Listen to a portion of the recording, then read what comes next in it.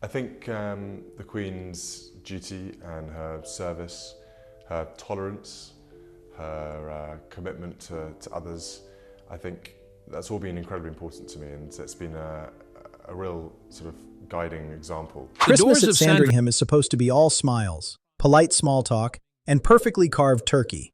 But on this particular day, something was off, and Prince William knew it. Picture him sitting there, calm on the outside but quietly clocking every glance, every awkward laugh, every totally normal conversation that wasn't normal at all. Meanwhile, Camilla's children are chatting like they've already mentally redecorated the palace. King Charles looks exhausted, like he's been carrying secrets and stress on a full-time shift. And Camilla's smile is doing that thing where it almost holds. Almost. Then, mid-meal, William gently sets down his glass. Just a small clink. But somehow it feels like a microphone drop in a silent room. Moments later, security walks in like it's a surprise episode nobody agreed to film. And suddenly the atmosphere goes from festive to something serious is about to happen. William stands, places a blue folder on the table like he's submitting final exam results, and inside it, boom! Documents, audits, financial records, the kind of paperwork that makes everyone at the table forget how to breathe. Faces change instantly. Denial kicks in, confusion spreads, and before anyone can recover, William calmly explains that contracts are terminated, finances are under review, and privileges are being revoked. No debates, no negotiations, no, let's circle back later. Security then escorts individuals out, not through the grand royal doors, but through the back like a quiet but unmistakable message. The rules have changed. And as they're taken away, William watches with a steady expression, fully aware that this isn't just about one family moment gone wrong. It's a warning shot to the entire system. But the real twist? This didn't start at the dinner table. Just 48 hours earlier, behind closed doors, power had quietly shifted in a way that gave William the authority to act, turning what looked like a family gathering into the stage for a calculated move that no one saw coming, and certainly no one at that table was prepared to stop. This wasn't random at all. It was carefully built, step by step, like a full-on master plan hiding in plain sight. Tom's network had quietly taken control of the palace's high-end supply chain, where suddenly Scottish salmon was being billed at triple the price. Wine that should cost £500 was somehow magically £2,000 a bottle. And flowers were being charged like they were flown in from another planet instead of the local florist. Even simple things like media advice were inflated into massive invoices for what amounted to little more than a couple of emails. And crisis management fees were being charged during times when absolutely nothing was actually happening. Arguably the calmest crises in royal history. Then came the so-called special events, which is where things got really interesting. Invoices claimed extravagant productions that, according to records and photos, either never happened at all or were nowhere near as grand as billed. Over time, this all added up to roughly £45 million, quietly flowing through accounts tied to Camilla's children, passing through layers of approvals that always seemed to trace back to the Queen's office. At that point, the real question wasn't just who benefited, but who knew what, and when. The evidence pointed toward something even more suspicious. A recurring purple seal appearing on sensitive documents at moments when King Charles was reportedly at his weakest.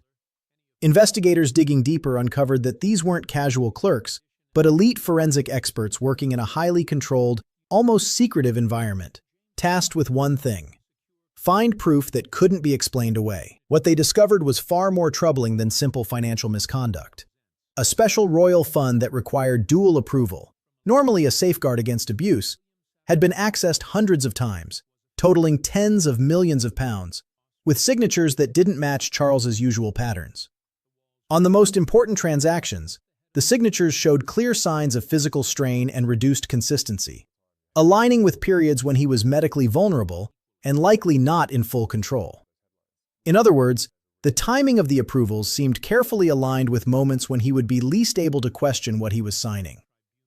Documents were even organized in stacks of harmless-looking paperwork to quietly bury the sensitive ones underneath, making everything appear routine at a glance. And on top of every questionable signature sat that same purple seal, applied in advance, suggesting a structured process that consistently funneled documents toward approval under questionable circumstances.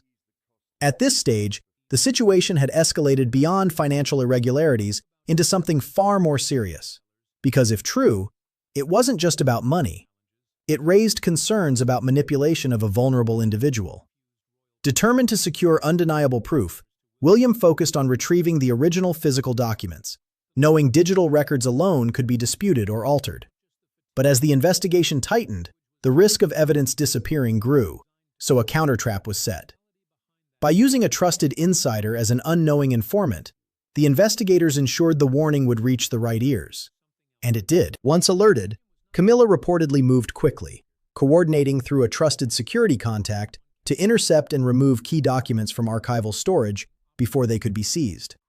But what she didn't realize was that this move was already anticipated. As the attempt unfolded in the early hours inside the palace archives, security forces were already in position, waiting. The moment the retrieval began, lights flooded the room, armed officers moved in, and the operation was stopped instantly.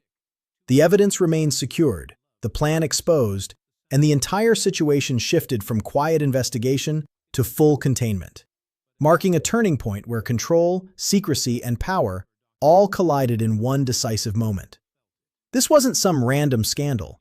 It was a full-blown operation hiding behind royal elegance, where prices quietly spiraled into absurdity like someone was running a luxury tax experiment nobody agreed to. Suddenly, premium food supplies were being marked up. Wine that should have been expensive was being billed like it came with a gold trophy. And even flowers, yes, flowers, were somehow costing more than a small car for events that didn't even justify the scale. On top of that, simple services like media advice were inflated into premium invoices that barely matched the actual work, while crisis consultations were being billed during times when absolutely nothing was happening, which is arguably the most stress-free crisis in history. Then came the so-called special events, where invoices claimed grand productions that either never took place or were nowhere near as extravagant as described, like paying for a 5-star banquet and getting a packed lunch. When investigators connected the dots across records, photos, and official schedules, the pattern became hard to ignore, revealing that tens of millions had quietly flowed through a network tied to insiders, all under layers of approvals that seemed to loop back through the same channels. At that point, the big question wasn't just about where the money went, it was about how such a system operated so smoothly without raising alarms. As deeper analysis began, a recurring pattern emerged involving a distinct seal appearing on documents at critical moments, suggesting a structured approval process rather than random oversight. Investigators, working in highly secure conditions with specialists trained to uncover hidden financial networks, began tracing signatures, transactions, and timing with precision, comparing them against verified records. What they discovered raised serious concerns. Key approvals appeared to align with periods when the signer may have been physically vulnerable, with inconsistencies in signature patterns suggesting reduced control or altered conditions during execution. Documents were often bundled together in ways that disguised sensitive approvals among routine paperwork, making them easy to overlook at a glance. Meanwhile, the repeated presence of that same seal indicated a consistent administrative step that appeared to validate these documents before they reached final approval stages.